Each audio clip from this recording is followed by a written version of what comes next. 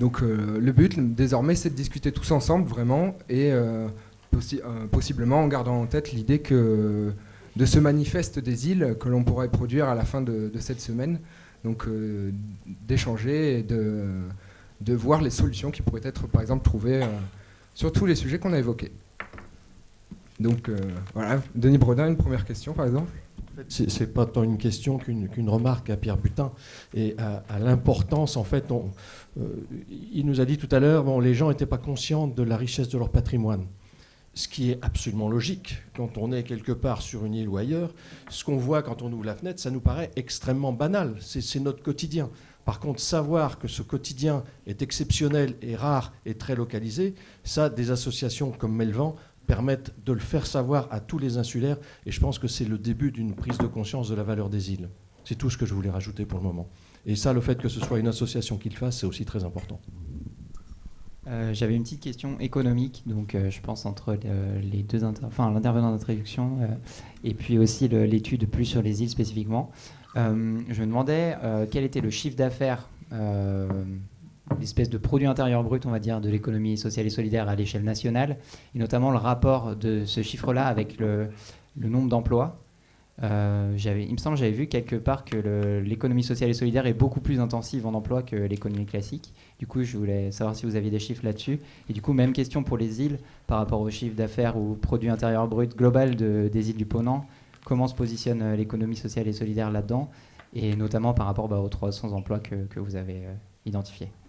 D'abord, première chose, il y a un observatoire de l'économie sociale et solidaire qui est géré par les CRES, donc les chambres régionales de l'économie sociale et solidaire. Donc si vous avez sur le site, vous trouverez, c'est un rapport qui est publié tous les 2 ans et qui donne des chiffres assez actualisés. Ce que j'ai dit tout à l'heure, c'est que l'économie sociale et solidaire, c'est 10% du PNB en moyenne. Donc ça donne une indication en masse, disons, de ce que ça représente. C'est 10% de l'emploi au total, mais 14% de l'emploi privé. Parce que quand on dit 10% de l'emploi total, c'est à la fois public et privé. Mais l'économie sociale et solidaire, elle est privée, c'est pas une économie publique. Donc en fait, c'est plutôt 14% de l'emploi privé qu'il faut retenir.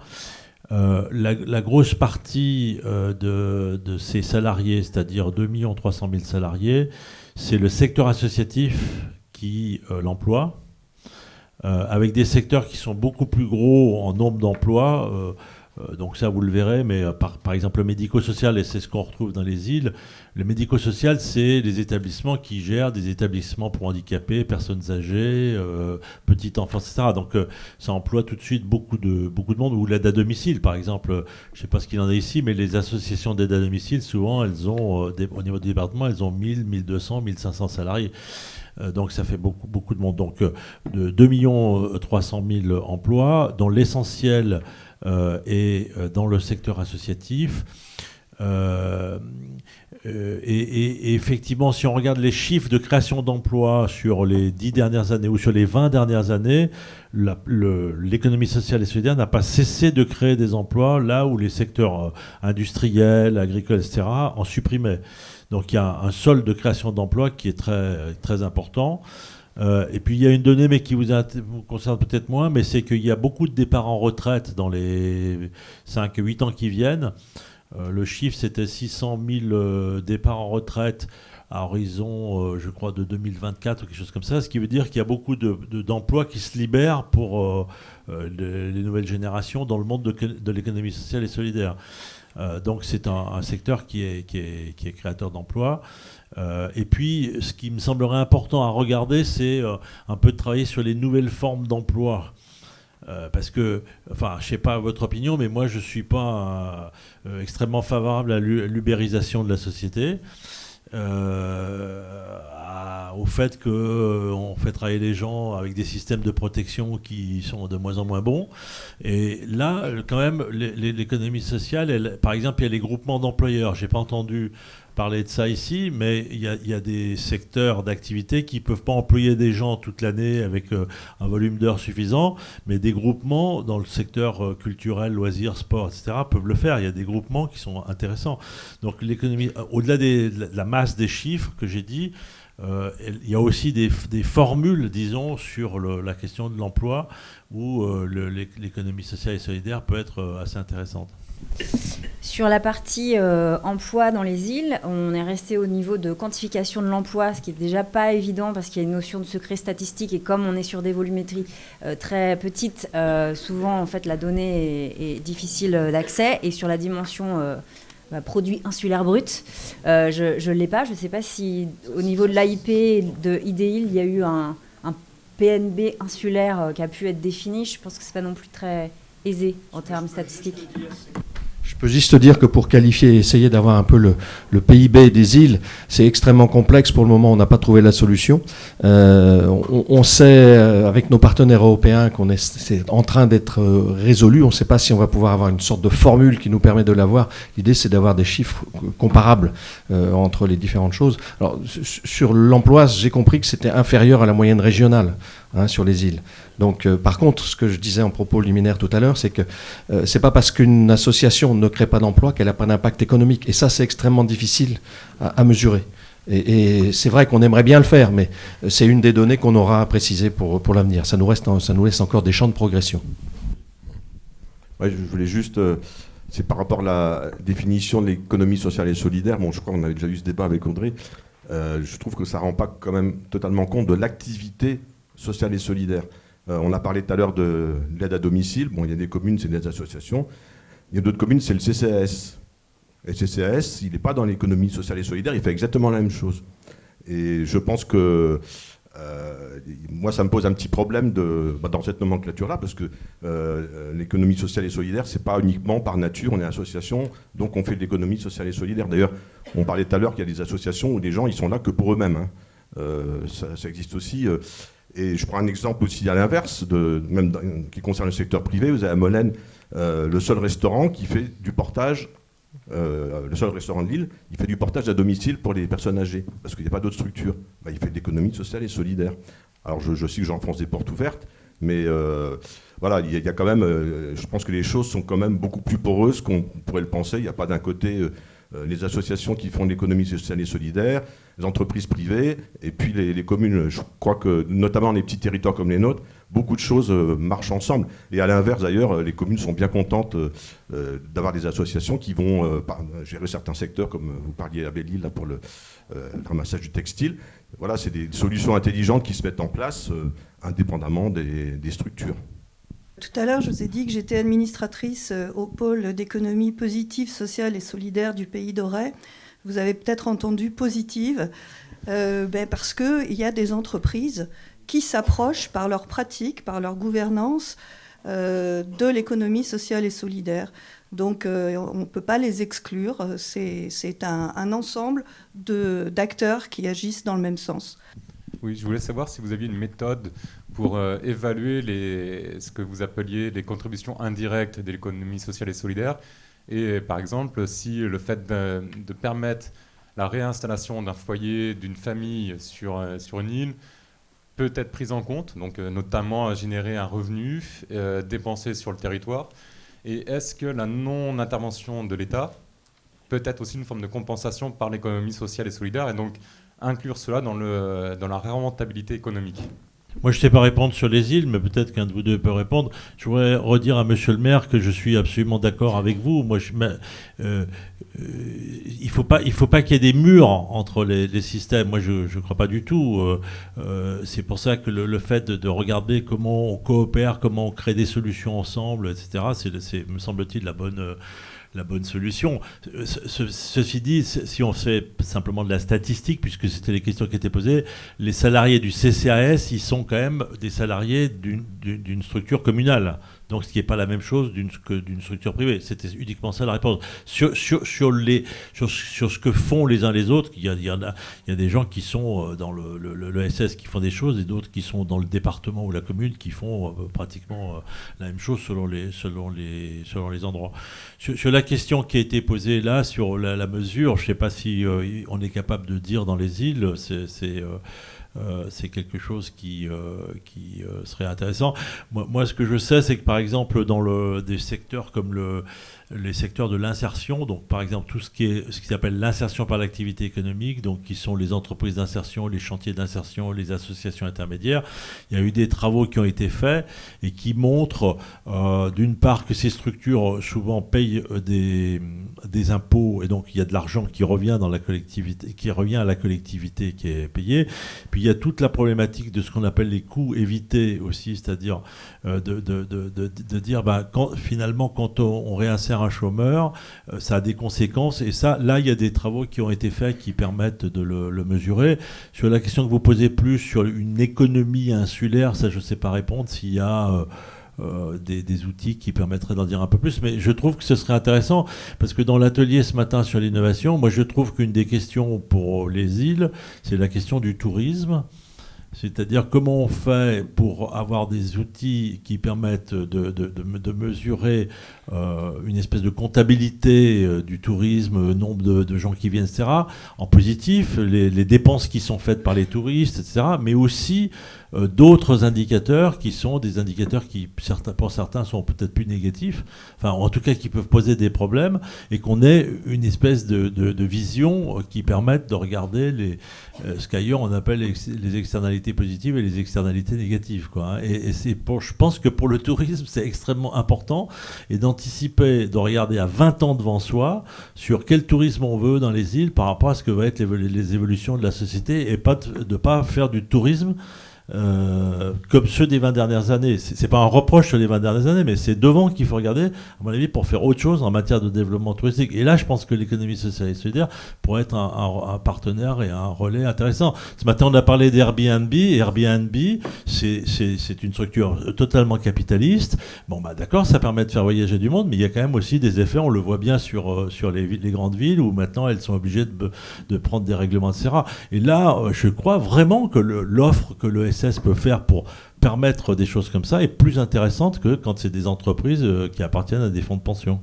Je me permets de compléter ce que vous venez de dire. En ce qui concerne le tourisme, on a travaillé pendant 15 ans sur les questions que vous souleviez, nombre de touristes, combien ils viennent, qu'est-ce qu'ils dépensent, etc.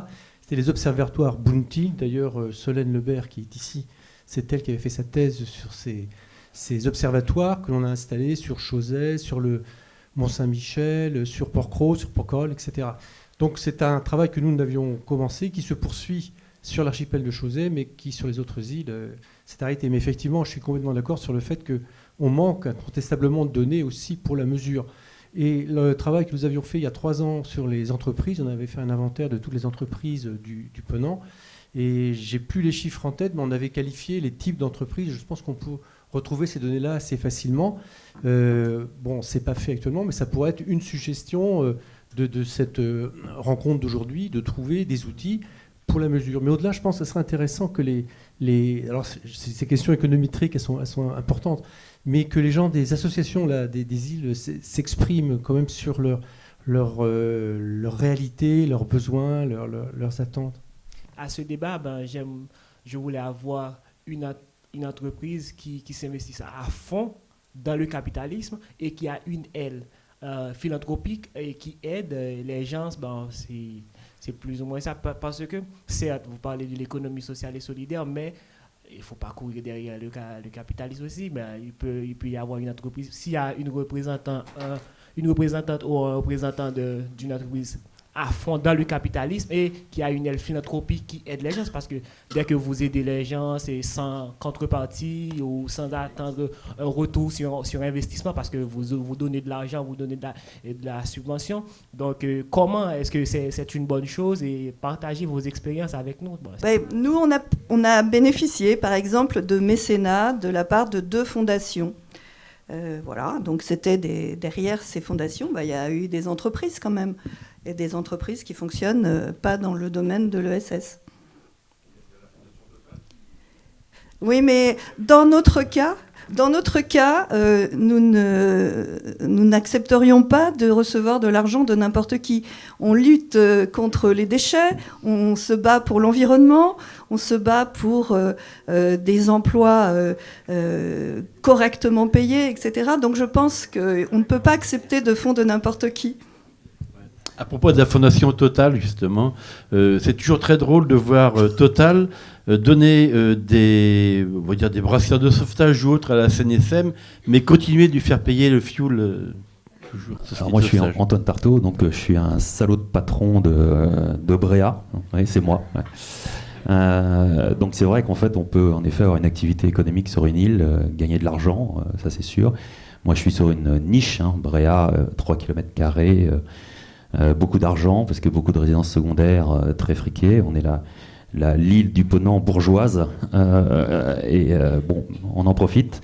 Et justement, moi, ma philosophie, et je réponds un peu à votre question, c'est qu'on a toujours essayé de profiter de cette situation et de cet effet de niche pour récupérer des secteurs que les Bréatins avaient perdus depuis longtemps, donc que ce soit le secteur maritime avec le transport, que ce soit la restauration, le commerce, enfin beaucoup de secteurs qui avaient échappé aux Bréatins.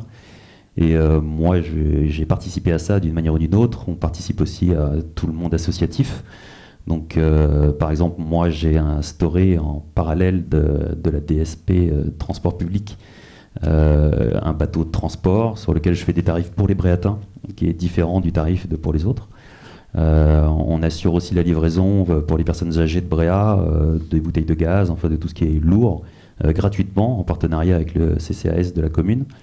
Enfin, on arrive de toute façon avec quelque part cette volonté de faire maintenir une activité économique à l'année sur l'île et de maintenir l'emploi, parce que très clairement, on a parlé longuement depuis ces quelques heures, que l'emploi était très précaire avant, puisque c'était des emplois saisonniers, surtout sur des îles qui sont très touristiques, c'est-à-dire les gens travaillaient 6 mois par an, le reste du temps ils étaient au chômage. Et là, nous, on essaye d'annualiser le temps de travail et de faire en sorte que les personnes puissent avoir une rémunération annuelle et puissent s'installer plus facilement sur les îles. Donc on participe aussi à différentes associations. Là, en l'occurrence, dernièrement, donc je sais qu'on a été contacté là-dessus, mais on vient d'accueillir une famille de Syriens, de réfugiés de guerre sur l'île de Bréa, là, le 18 septembre. Et évidemment, toutes les associations de l'île, que ce soit l'association Bréavie qui a été vaguement décrite tout à l'heure. Donc c'est une association qui permet à des personnes voulant vivre sur l'île de Bréa de trouver un logement, de trouver la possibilité de s'installer sur l'île. Et là, cette association a pris en charge une famille de Syriens avec 5 enfants qui sont arrivés à l'école de Bréa.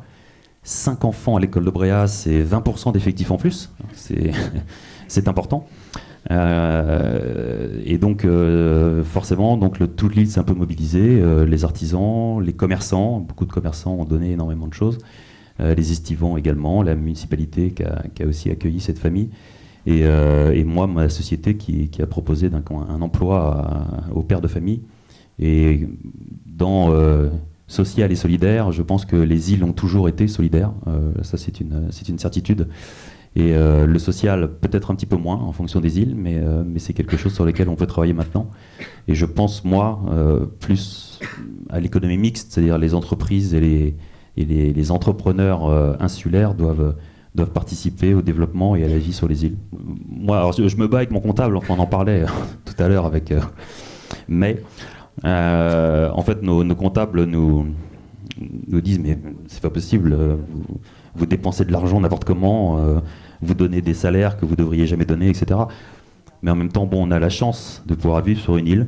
Alors, moi, c'est ce que je dis, j'ai cette possibilité. J'ai cette possibilité aussi d'avoir des clients qui m'ont aidé. On a beaucoup aussi, il y a des méchants estivants, mais il y a aussi des gentils estivants qui font confiance à leurs entreprises, qui font confiance au village, qui savent très bien qu'une île sans vie, sans habitants, ce serait de toute façon... une véritable erreur. Enfin, moi, c'est mon argument principal. Quand un client ne partage pas mon avis sur l'insularité, je lui rappelle que son patrimoine immobilier, puisque maintenant, investir sur les îles et surtout sur certaines îles, c'est s'enrichir, c'est capitaliser, c'est-à-dire qu'on a plus intérêt à investir dans la pierre maintenant qu'à mettre ça sur un plan d'épargne. Donc, surtout sur des endroits où le prix du mètre carré ne fait que flamber. Donc c'est ce que je leur dis, votre patrimoine va disparaître le jour où vous n'aurez plus de jardiniers, plus de boulangers, plus de médecins, plus de pompiers, plus d'écoles, que le village sera mort, votre bien ne vaudra plus rien. Plus rien. C'est-à-dire que personne ne viendra passer des vacances dans un endroit où il n'y a rien. Et nous, on fait en sorte qu'il y ait quelque chose, et c'est notre combat au quotidien. Juste un mot sur le mécénat, monsieur, pour vous dire que donc les fondations, je l'ai dit, font partie du monde de l'économie. Selon la loi, font partie du monde de l'économie sociale et solidaire. Elles se sont beaucoup développées en France depuis une dizaine d'années. Il y a beaucoup de fondations qui se sont créées, plus quelque chose qui est une structure juridique qui s'appelle des fonds de dotation, qui est quelque chose de beaucoup plus facile à créer qu'une fondation, mais qui peut apporter de l'argent en mécénat.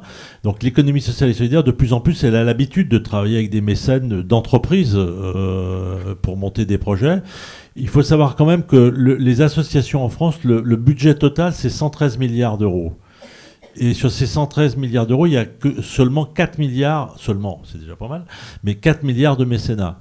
Donc ça veut dire qu'il faut qu'il y ait par ailleurs de l'argent qui vienne d'autres endroits que du mécénat. Et puis par ailleurs, je ne sais pas si nos amis de la Fondation de France sont encore là, mais la Fondation de France, vous avez des fondations abritées qui sont des fondations qui peuvent être aussi intéressantes pour porter des projets. J'ai quand même envie de dire un mot sur ce sujet parce que le monde des fondations il est en train de se développer, effectivement. Nous, la Fondation de France est une des plus importantes parce qu'une des plus anciennes et elle a été construite pour développer le mécénat en France. Donc elle fait cet effet-là. Et au-delà du débat sur quelles sont les bonnes fondations, quelles sont les mauvaises, à partir de quand l'argent sent mauvais, à partir de quand il sent bon, c'est chacun de voir ça à son aune. Mais moi, ce que je voulais dire sur ce débat, notamment sur l'ESS, c'est ce qu'on constate, nous, de manière un peu particulière. Parce que c'est dans une fondation, il y a beaucoup d'entreprises qui viennent nous voir pour créer une fondation, alors qu'il y a accessoirement un statut de fondation d'entreprise, mais elles viennent nous voir, et c'est principalement des PME, des PMI qui viennent, parce ce sont des patrons, et monsieur, je pense à un exemple parfait, ce sont des patrons qui commencent à considérer qu'ils sont sur un territoire, qu'ils ont une mission sur ce territoire. Leur entreprise est là, une entreprise est là pour gagner de l'argent, hein, c'est normal, c'est son but, donc elle fait ce travail-là, mais au-delà de ça, elle a aussi un impact sur le territoire, et les entreprises aujourd'hui pensent de plus en plus qu'elles ont peut-être un rôle autre à jouer qu'un rôle économique, qui est aussi un rôle social, qui est aussi un rôle sociétal, et à côté de ça, de plus en plus, on entend parler de RSE, la responsabilité sociale des entreprises, que beaucoup de patrons commencent aussi à considérer avec intérêt, et certains se disent, plutôt que de faire ça par obligation quand la loi nous l'obligera, essayons de prendre les choses à la base et voyons comment nous, on peut aussi avoir une action sur ce territoire positif, parce que ce territoire, c'est aussi celui qui nous fait vivre, c'est là où on arrive à gagner de l'argent, parce qu'il y a des marchés, parce qu'il y a des gens qui sont solvables. Et ce qui est en train de se développer, je pense que c'est un des effets induits, enfin, c'est une réflexion un peu personnelle, mais je pense qu'un des effets induits du développement de l'ESS, c'est aussi que le monde de l'entreprise est en train de bouger et que c'est tout ce système, on en est aux prémices, hein, c'est pas encore la majorité, mais il y en a quand même de plus en plus, qui se disent qu'elles aussi, c'est pas parce qu'elles ont un objet commercial et de profit qu'elles ne peuvent pas avoir une action sur le territoire. Et autant l'ESS se développe sur un esprit de solidarité, d'impact sociétal, autant les entreprises, de plus en plus, elles essayent de faire ça, même quand c'est des grandes entreprises. On peut discuter de ça pendant longtemps. Il y en a qui sont encore beaucoup dans ce qu'on pourrait qualifier de greenwashing ou de social washing. Mais en attendant, c'est quand même des choses qui avancent. Et moi, je considère que s'il faut passer par une phase où certaines entreprises profitent simplement de l'écho que ça peut avoir dans la société pour faire plus de profits, plus de bénéfices, plus de marché, peut-être que c'est simplement une phase pour aller derrière vers plus de responsabilité des entreprises. Et c'est intéressant de voir que ce que nous on appelle le secteur lucratif ou le secteur non lucratif est en train de se mélanger. Et alors, après, quand on parle de contraintes fiscales, c'est plus compliqué. Mais ça, c'est notre affaire. Mais quand même, la société devient beaucoup plus complexe. Et de ce point de vue-là, je pense qu'elle a beaucoup de choses à gagner, à voir les différents acteurs, comment ils peuvent s'organiser entre eux et puis comment ils peuvent être profitables les uns aux autres, au-delà des catégories. Moi, je suis bien parce que je suis SS et puis lui, il n'est pas bien parce que c'est un pur capitaliste. Voilà ce que je voulais dire comme message. Je voudrais aussi qu'on nous éclaire, que quelqu'un qui s'en occupe sur la relation inter-îles et l'importance du Festival des Insulaires. Je passe la parole à Sylvie Groc. Merci de participer. Bon, c'est vrai qu'on n'a pas tellement parlé des relations inter-îles, je trouve, à ce débat, à part évidemment les actions de Charlotte. Il y a des actions inter-îles. Et alors, il y a une action qu'on appelle le festival, j'aime pas ce mot-là, c'est plutôt un rassemblement des insulaires, qui est née, une petite graine qui est née à Groix pendant un défi des ports de pêche où il y avait trois îles qui participaient. Il y avait Groix, bien sûr, il y avait Ouessant et l'Île-Dieu. Et la personne qui organisait le défi des ports de pêche a trouvé qu'il y avait quand même des relations bizarres entre ces trois îles dont les gens ne se connaissaient pas, mais il y avait comme un aimant. Et ça lui a donné l'idée il a dit, mais ce serait quand même bien de rassembler. Est-ce que les gens des îles se connaissent entre eux? Ce qui n'était pas le cas. Et ce serait quand même bien de rassembler, les Iliens. Et donc, il a proposé cette idée à l'AIP, qui a trouvé que c'était pas mal. Et puis, il est venu proposer pour le premier festival de le faire sur l'Île-Dieu, parce que c'était relativement plus facile, il y avait des structures, et voilà. Et comme nous, on est toujours partants pour faire la fête, on a dit, une de plus, ça ne nous fait pas peur. Et en fin de compte, on ne prévoyait pas exactement l'effet que ça allait faire, mais dès le premier festival, on a été excessivement étonnés du rapport entre les gens. On s'est dit, il y a quand même quelque chose de bizarre qui relie ces gens-là. Ils ont un truc qui les attire les uns avec les autres. Et puis, il y a eu, alors on en est très fiers, nous on a un collectif agricole qui a commencé à rencontrer dès l'Île-Dieu des agriculteurs, je crois que ça a commencé avec Belle-Île, et puis qui ont monté, qu'on dit, mais il faut on peut être plus fort ensemble, et voilà, maintenant il y a un réseau des agriculteurs des îles. Enfin, voilà.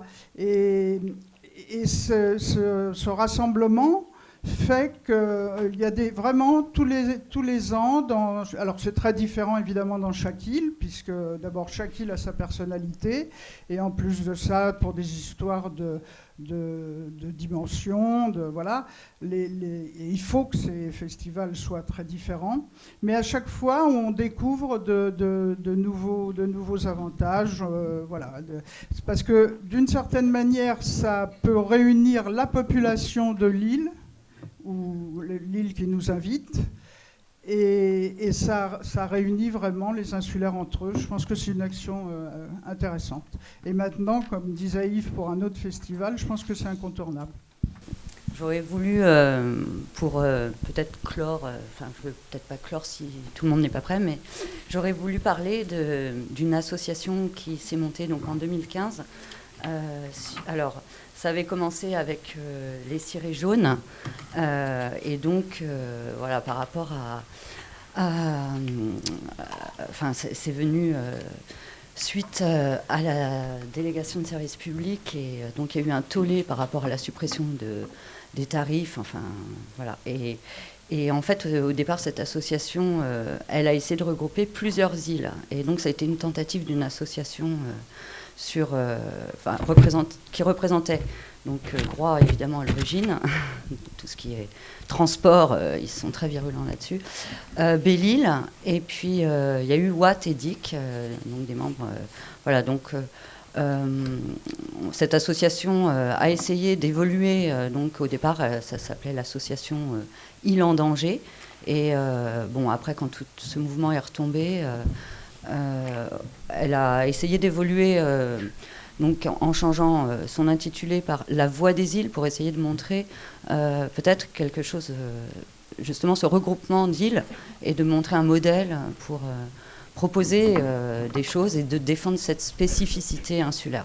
Et voilà, ça n'a pas été possible car l'éloignement du CA, qui était représenté par plusieurs îles, la difficulté de pouvoir se rencontrer sur le continent ou sur une des îles en fonction des plannings, et puis après le manque de motivation au niveau des gens qui soutenaient ça, tout s'est délité, et voilà. Et cette association qui avait quand même au départ but de mettre en commun des compétences et surtout un réseau inter-îles, voilà, n'a pas perduré plus de 3 ans. avec Melvan, avec l'association des îles du Ponant. Ce sont des exemples de liens inter-îles. Je sais que peut-être on aurait pu vouloir en débattre plus longtemps. Malheureusement, ça va être l'heure d'arrêter. Je vous invite à poursuivre le débat dehors pour les plus motivés.